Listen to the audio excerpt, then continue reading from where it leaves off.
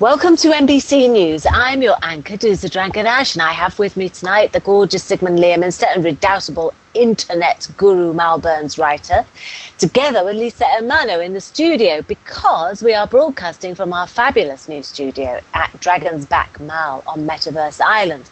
Now, if any of you are hanging around with nothing to do on a Tuesday and you're in Second Life, feel free to pop down and watch us record.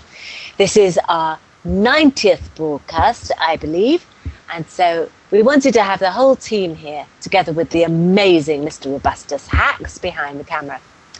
MBC is here to bring you news with an emphasis on the extraordinary, virtual, internet and real.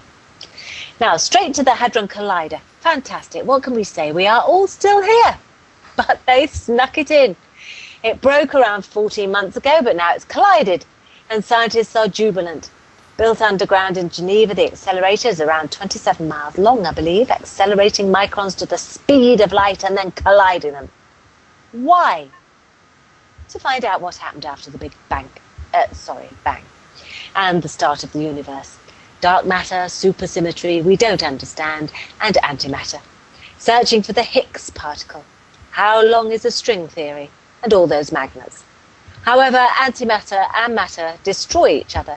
So, let's hope we're all still here tomorrow. And if we aren't, will we have found out anything? And Next Island has announced that it will be building a world inside Entropia. Up until now, there's only been planet Calypso as a planet, but Next Island's new planet will be going beta in the next few weeks. Billed as a sci-fi adventure with time travel, 2010 seems an appropriate date to be launching it.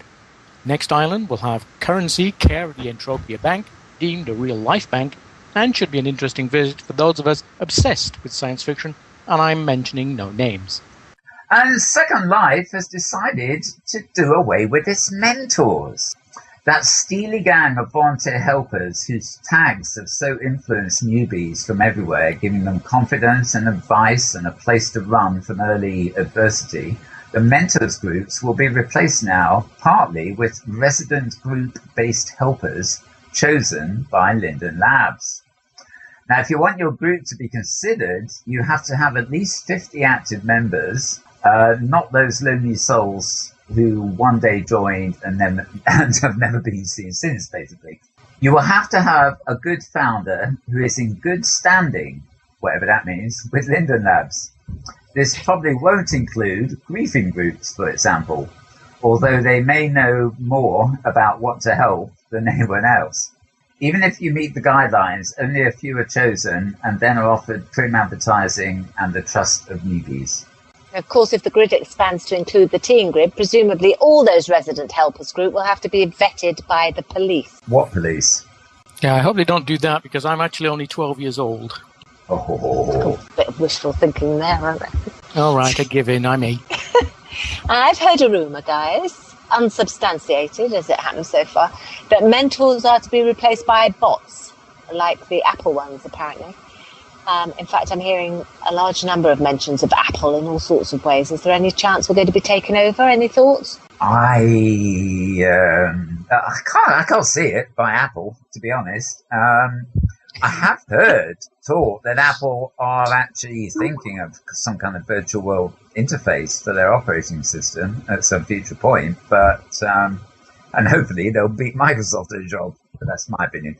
But no, I can't really see Apple moving in on Second Life. I think they go with some, if they're interested in the platform, I think they'd go with some variant of the Open Sim. What about you, Sigmund? Well, I'd actually be okay if mentors are replaced by bots. I think it's a great idea. Then you don't have to deal with real human beings, which is always a pain in the ass, I think. And in fact, it's a tribute to my sad life here in SL that if you go back to my place, I actually do have an AI bot in my house. And it's one of these that's linked to a web server. You talk to it, it talks back, and it's almost like having a therapist online. It's great. And I can sit and spend many hours talking to the bot. But I can get a lot more sense out of that than talking to some people. So if we are going to be taken over, I think bots are the way to go. Well, if they do get bots, I hope they're able to answer questions that mentors were entirely able to answer. Like, I have just found out that my Pixel Love has 20 alts and they all have girlfriends. What shall I do, boo-hoo? And they don't rest up with crying. And now for these messages.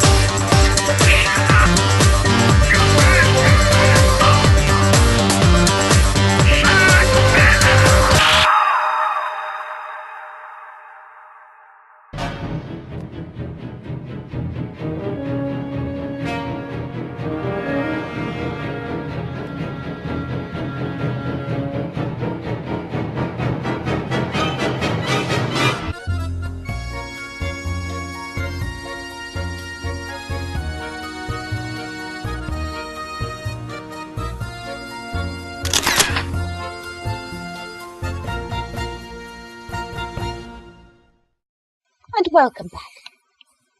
And over to Lisa, Hermano. Thanks, Dusa. Okay, guys, it's that time of year for the US to count its blessings and offer thanks to all the good that has come its way.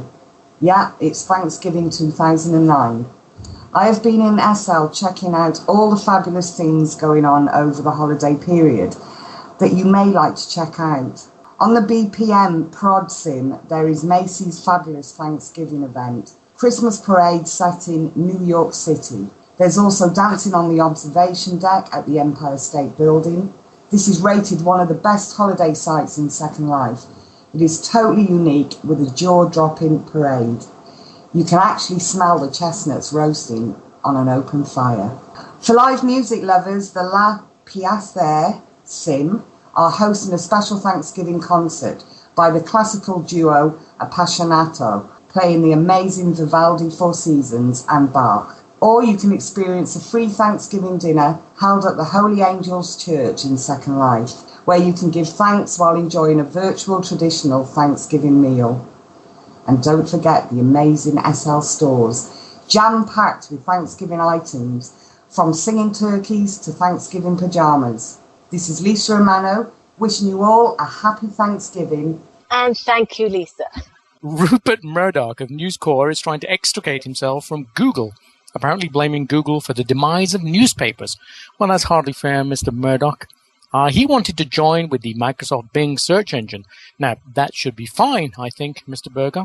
But Bing, now where have I heard that name before? Well, the difference between Bing and Google is the amount of money being made. However, Google is really becoming generic as a search engine. Think about it. I will Google it sounds much better than I will Bing it. It's almost like I will bang it. So, whose nose is he cutting off exactly? His own. Yeah, he will be the subject of his own demise. And Bill Sterling, builder of Second Life, has pulled off an amazing feat this week when he moved the SS Galaxy, the biggest ship in Second Life. I can't remember whether it's 3 or 4 sims long. All 40,000 prims of it to the Blake Sea. It is 4 sims. All 40,000 prims of it. The residents of the Sagittarius estate apparently have mixed feelings, being sad to see it go, but also probably relieved of a little lag. Bill Sterling had sold the Galaxy some time ago, and so perhaps the wrench was not as strong as it might have been, but he did say to us that he felt the Blake Sea was the more appropriate place for the Galaxy, and it suits it. And now for some public service announcements. On December the 1st, Pearl Harbor will be commemorated at Kwai Sim. For more information, contact Twisted Ruggles. And December the 1st is also World AIDS Day, and Corona are hosting an event of testaments and fiction written in memorial during the story quest that they recently held there. So that's all for today from our beautiful new newsroom. Oh, it's lovely. It's nice, isn't it? Blue, and yes, it is. And it makes one want to dress up. Actually, well, I like it. These cool chairs, because we can just move around, and I can lean forwards, and I can look forwards, and I can cross my arms and cross my legs, and it's great. It makes it much more exciting. I'm too busy reading a script to move. Well, that's all from MBC News this week. Say goodbye, boys. Goodbye, boys. Yeah, goodbye, folks. Take care. Have a safe week from MBC News.